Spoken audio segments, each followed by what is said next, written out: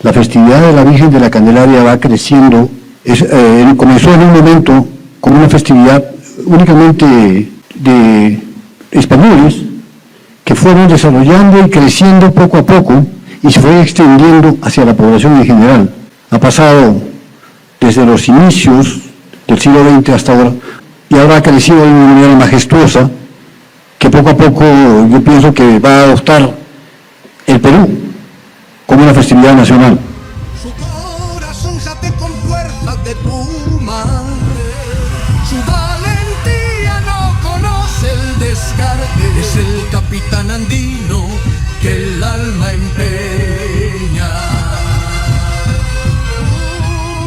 Y ciudad del primer latido, guarda en su viento el paso divino, y en cada grito el eco retumba.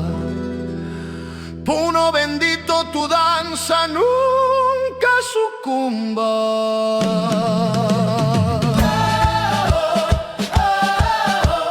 Bueno, vamos a meternos de lleno en este despliegue increíble de color y de sonido. Estamos hablando de la Diablada de Puno en Perú, un festival que de verdad saca a miles y miles de personas a las calles. Pero a ver, ¿qué es lo que estamos viendo en realidad? En este análisis vamos a meternos en la historia profunda que hay detrás de estas máscaras. La pregunta ¿es solo un espectáculo folclórico o hay algo mucho más hondo detrás de todo esto? Para poder entender la danza, lo primero que tenemos que hacer es entender a su personaje central, ¿no? El famoso diablo. Pero ojo, porque su significado está muy, pero muy lejos de lo que la mayoría podría imaginarse.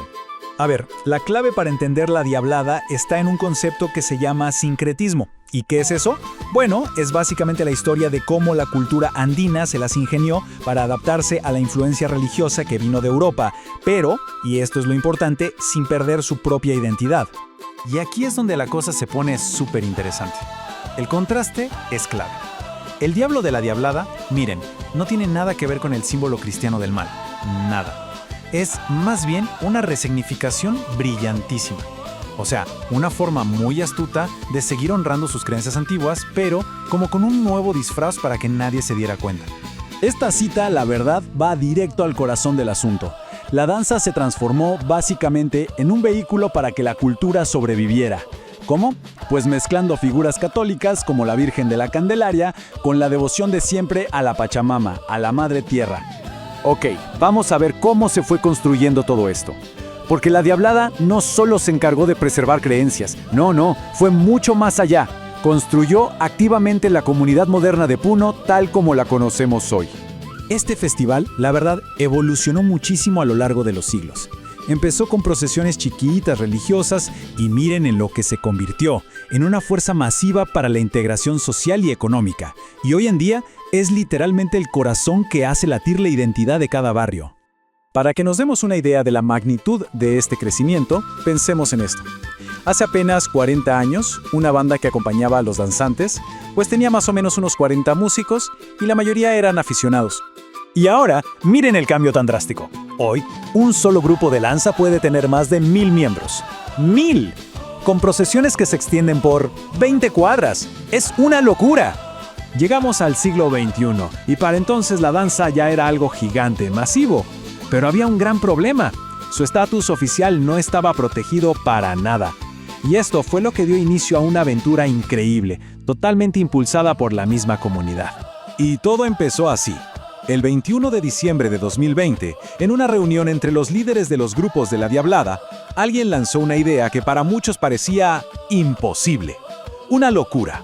Entonces, y esto es lo más importante de todo, este no fue un proyecto que vino del gobierno, de arriba hacia abajo, para nada. Fue una verdadera aventura popular, con pasos súper claros, impulsada de principio a fin por la propia comunidad.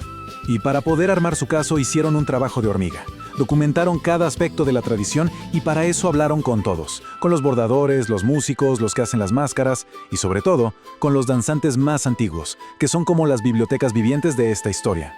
Y el resultado de todo ese esfuerzo fue, un expediente de casi 1000 páginas, 1000 folios, lleno de fotos de archivo, actas de reuniones, testimonios personales, todo lo que se necesitaba para demostrar las raíces profundísimas de la Diablada. Y bueno, después de meses de un trabajo sin descanso, el viaje por fin llegó a su destino final, Lima, específicamente a las oficinas del Ministerio de Cultura. Y por fin, el 21 de septiembre de 2021, llegó la noticia que todos esperaban. La Diablada Puneña fue declarada oficialmente Patrimonio Cultural de la Nación. ¡Lo habían logrado! Y lo interesante es que la resolución oficial del gobierno no solo reconoció la danza en sí, fue más allá. Honró específicamente su papel como un espacio que fortalece la identidad de la región y que es, además, resultado del derecho a la integración. Y esto es quizás lo más bonito de todo. La resolución nombra con todas sus letras a los verdaderos autores de esta victoria. Y no son los políticos ni los asesores, son los propios colectivos de la comunidad, los portadores, los guardianes de esta tradición. Conseguir la declaración fue, sin duda, una victoria monumental, un logro histórico. Pero también nos deja pensando en una última pregunta, una que es muy importante. Más allá de un papel, de una declaración, ¿cómo se hace para mantener una cultura realmente viva, vibrante, para las generaciones que vienen? La tradición de la danza urbana se origina, es una mezcla entre los bailes indígenas y europeos y de la creación de fraternidades religiosas que tenían que hacerse cargo de procesiones católicas. Eso se ha ido dando y arrastrando desde la época de la colonia, ¿no? hasta la fecha, no tanto hasta la fecha, sino que hasta los primeros inicios del siglo XX. Pero se ha ido fortaleciendo un poco más en diferentes lugares. El caso de Puno, la festividad de la Virgen de la Candelaria va creciendo poco a poco. Si bien es cierto, la festividad de la Virgen de la Candelaria comenzó en un momento como una festividad únicamente de españoles, que fueron desarrollando y creciendo poco a poco y se fue extendiendo hacia la población en general, hacia toda la población. Ha pasado desde los inicios del siglo XX hasta ahora, ha pasado tiempo y ahora ha crecido de una manera majestuosa que poco a poco yo pienso que va a adoptar el Perú como una festividad nacional. El Puno, en especial hasta la década de los años 50, el formar parte de estos grupos ha sido una manera importante de integrarse a la vida urbana, hacer negocios, fomentar y hacer alianzas estratégicas necesarias para, no sé, de repente un ascenso social. Muchas de estas asociaciones o conjuntos fueron y siguen siendo organizaciones por gremios profesionales, uniones de trabajo, grupos, y ahora se está fortaleciendo mucho más en lo que es barrios. Entonces, nuestros barrios ya no solamente tienen una sola danza como hace 50 años, ahora muchos barrios tienen 3, 4, 5 danzas, y esto poco a poco va a ir creciendo posiblemente a medida también que va creciendo cada uno de nuestros conjuntos. Si en un momento, como les decía, hace como 40 años, los conjuntos eran pequeños, tenían una banda de músicos que no llegaba a 30, 40 músicos y cada conjunto no llegaba a más de 100 danzarines, vemos ahora cómo ha sido el crecimiento de estos conjuntos. En muchos casos, y lo vemos, como se llaman los conjuntos grandes, de más de 1.000 personas, 1.500 personas, que bailan con 7, 8 bandas, 10 bandas, que en el recorrido prácticamente tienen 20 cuadras en todo el recorrido. Ha ido creciendo y va a seguir creciendo la festividad de la Candelaria a medida que vaya pasando el tiempo. Entonces, ¿esto qué nos dice? Nos dice dos cosas. Uno, que por un lado, el folclore, la cultura, está arraigándose más en los corazones y en las personas. Y por otro lado, también la fe de un pueblo va creciendo, va agrandándose ya no solamente de manera local, como Puno, la fe a la Virgen de la Candelaria, sino que va creciendo la fe a nivel nacional. Mucha gente llega de diferentes lugares del país, incluso del extranjero, solo para ver a la Virgen de la Candelaria y bailar en su día. Entonces, esto nos demuestra cómo es que ha ido creciendo y va a seguir creciendo la festividad de la Candelaria. La diablada y su correspondiente simbología son diablos híbridos de los Andes en varias danzas del altiplano. Los personajes diabólicos desempeñan un papel principal. Sin embargo, queda claro que en este caso no se trata de diablos en el sentido europeo cristiano, sino de complejas superposiciones de conceptos prehispánicos y coloniales. ¿Qué significa todo esto? Esto nos dice, a su vez, de que el hombre andino no ha olvidado su cultura, no ha olvidado su procedencia, no ha olvidado sus ancestros, tampoco ha olvidado su religiosidad. Poco a poco ha ido adaptando y se ha ido en sí adaptando él mismo a la religiosidad europea, pero tampoco ha olvidado su cultura, tampoco ha olvidado su pasado y continúa con ello. Muchas veces se ha conversado y se ha visto que la fe a la Virgen de la Candelaria, pero también el poblador andino lo toma como la fe a la Pachamama. Antes de que comience la fiesta de la Virgen de la Candelaria se hace un pago a la tierra. Entonces, la religiosidad andina todavía mantiene vigente después de 500 años. En esa diapositiva hemos querido mostrar, o hacer un grupo de preguntas, que dice lo siguiente, ¿no? ¿Qué es? Dice, adorno folclórico o símbolo de la resistencia indígena. A partir de estas referencias surgen algunas preguntas. ¿Qué es lo que en realidad representa la danza de la diablada? ¿Es solo una adaptación folclórica de las farsas catalanas? ¿O se trata por lo contrario de seguir adorando a los dioses andinos bajo el pretexto de un drama litúrgico cristiano? Incluso de estilizar al diablo como símbolo del pueblo, juntamente con su panteón de dioses suprimidos por la conquista y la misión cristiana. Es justamente lo que estaba comentando hace un momento, ¿no? Ha pasado 500 años y el poblador andino no ha olvidado su cultura, no ha olvidado de repente sus dioses ancestrales.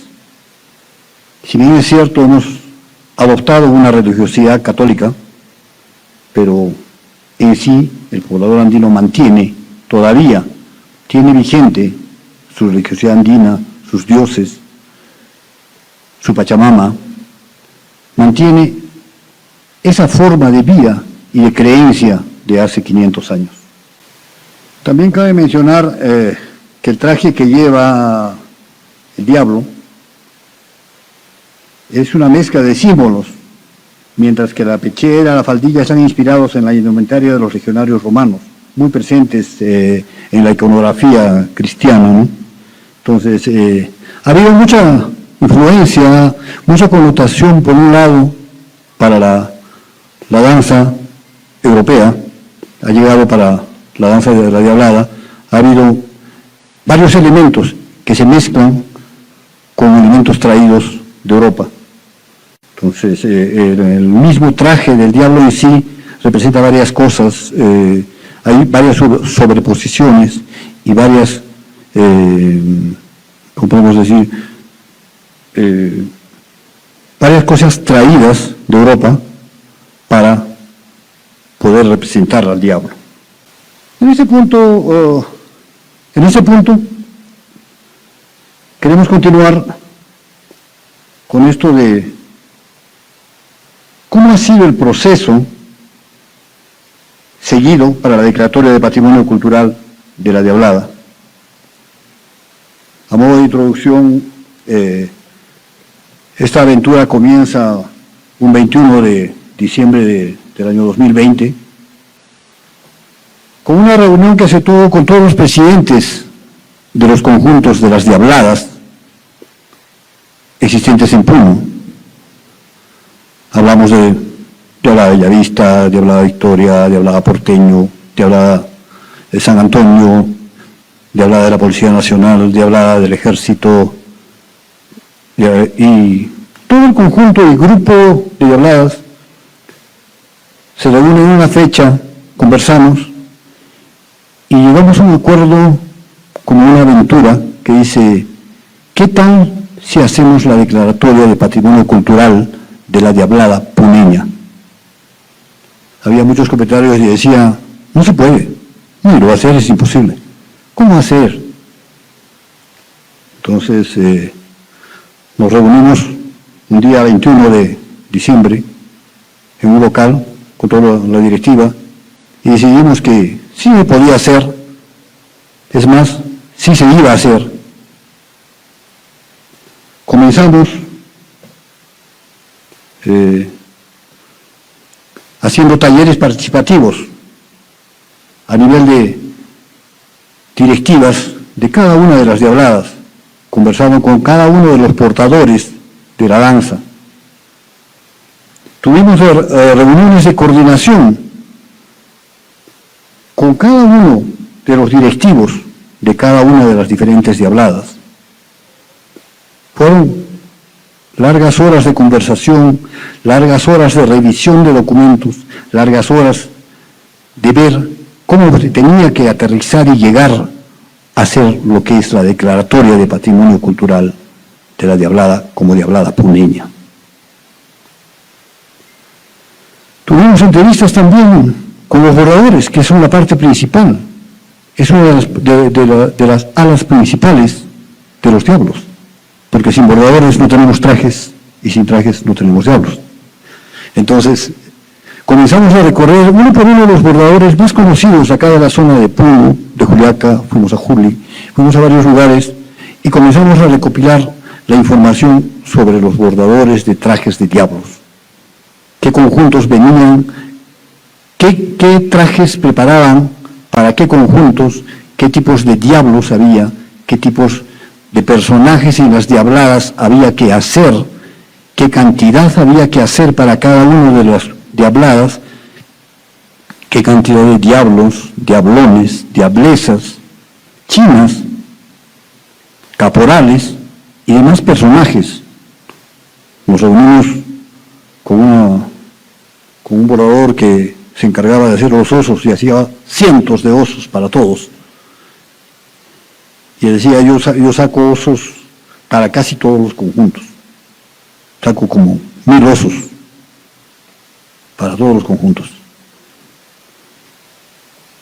Posterior a esto había que también recoger la información de parte de los músicos, las bandas de músicos. Comenzar a hablar y recoger la información de las bandas más antiguas y comenzar a sacar los datos de cómo han sido y desde qué año muchas de las bandas comienzan a tocar las diabladas, cómo se va creando el momento, cómo se va haciendo posible esto. Y encontramos una infinidad de cosas que nunca se había visto, solamente se veía en la Candelaria, ve uno la banda, el son es bonito, tocan la diablada. Pero ¿cuál es el fondo del asunto? ¿Cómo nace todo esto? ¿Cómo cada una de las bandas se han ido profesionalizando a lo largo del tiempo y de los años? Hace 40 o 50 años, las bandas solamente era un grupo de personas que sabían tocar un instrumento y hacer música. Pero ¿cómo es después de ese tiempo, después de más de 50 años, en los años 90, en los años 2000, 2020, 2010, llega un momento en que las bandas se profesionalizan? Ya no son simplemente aficionados a la danza o a la música. Son personas profesionales que salen del ESFA, salen de institutos superiores y son netamente ya músicos profesionales. Entonces, comenzamos con todo esto y al cabo de algún tiempo, como 2 o 3 meses, se comienza con lo que es la parte de la elaboración del expediente. La siguiente, por favor. En la elaboración del expediente de la diablada ya se había recogido, recopilado y se había acumulado un montón de datos, tantos datos que muchas veces no se sabe que existen. Se asistió, se consiguió, se recopiló datos de los archivos coloniales, se recogió información de las mismas diabladas, se recogió parte de todos los archivos que tenían cada una de las directivas de las diabladas. Se hizo un análisis de datos, se recopiló los datos de los bordadores, datos de personajes, de bordadores que ya no están, de bordadores actuales, de bordadores que han pasado años, que toda su vida, desde sus padres han sido padres, abuelos, han sido bordadores y han ido pasando y van a seguir pasando de generación en generación. Se recoge los datos de las bandas de músicos, se recopilan los datos de los mascareros. Conversamos con varios de los mascareros y vemos cómo es que poco a poco han ido creciendo en esto. Cómo es que la evolución de la máscara del diablo se ha ido dando a lo largo del tiempo.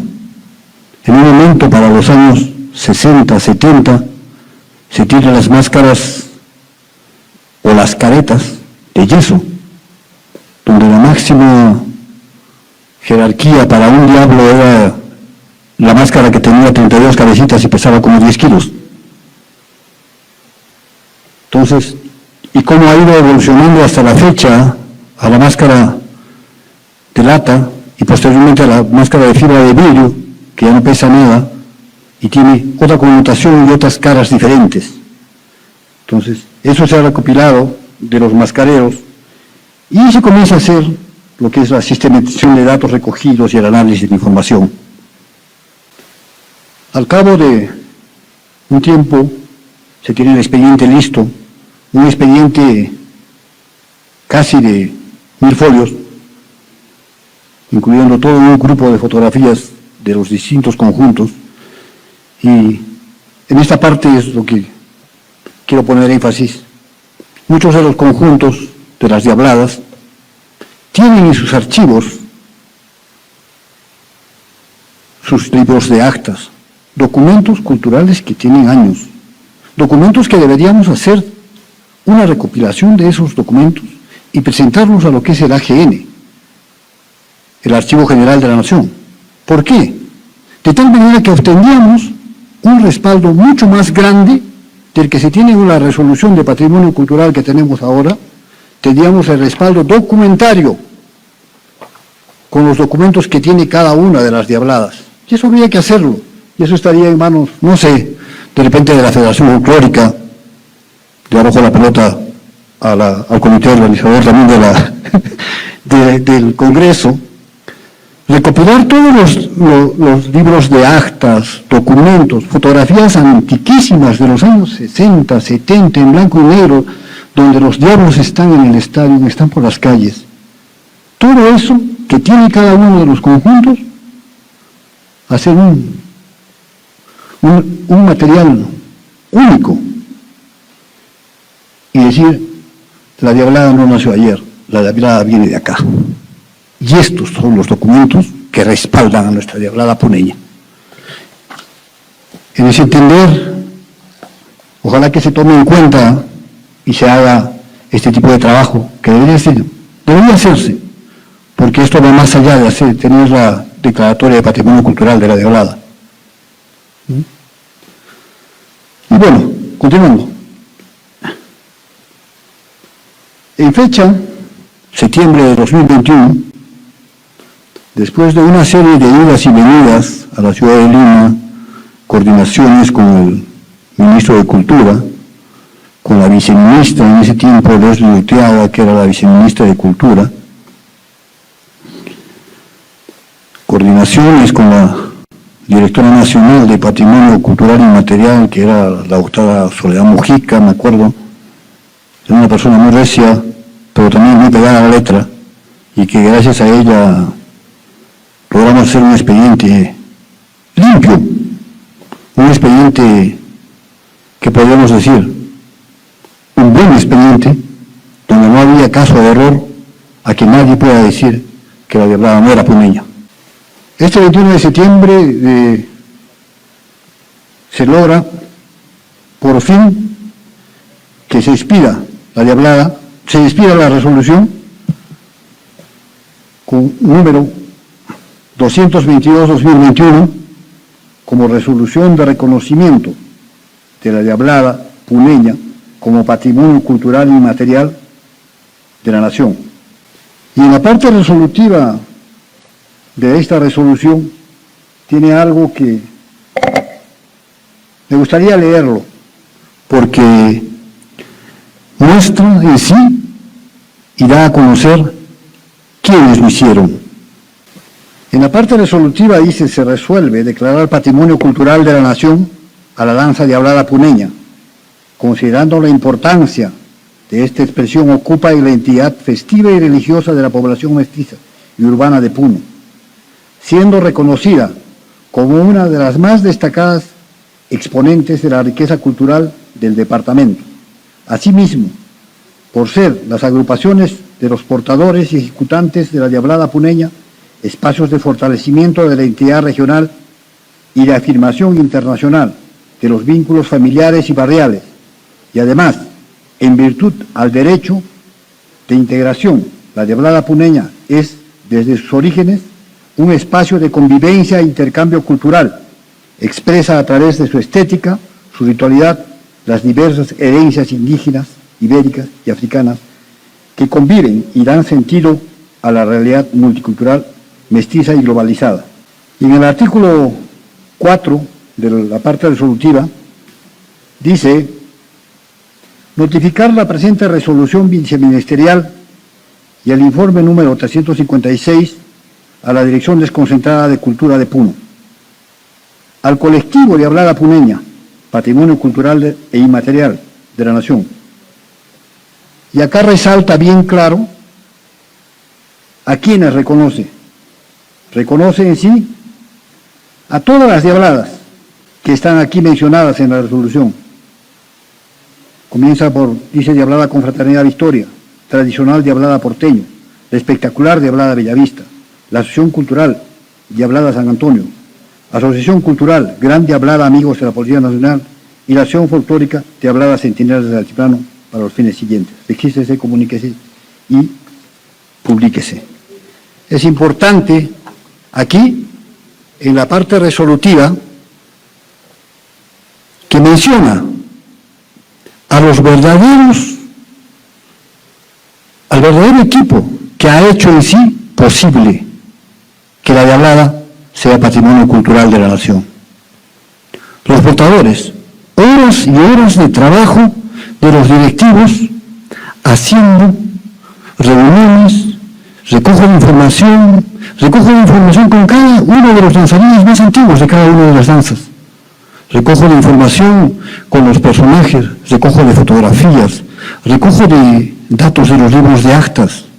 Esta parte resolutiva agradece a todos ellos que han podido dar su tiempo, que han podido dar sus horas, han podido dar mucho espacio para que esta declaratoria y esta resolución como patrimonio cultural de la nación, como patrimonio cultural inmaterial, haya podido ser posible. Nosotros solamente hemos sido el camino que ha hecho posible esto. Nosotros solamente hemos elaborado el expediente, pero en sí, el eje de todo esto ha sido el colectivo, denominado colectivo Diablada puneña. Este colectivo ha sido encargado de hacer todo el trabajo, de conseguir toda la información con la cual nosotros hemos trabajado y hemos logrado que haya podido declararse patrimonio cultural de la nación nuestra Diablada. A grandes rasgos, esto es una pequeña historia tanto de la Diablada como del desarrollo de esta aventura llamada Declaratoria de Patrimonio Cultural de la Diablada. Gracias a todos ustedes.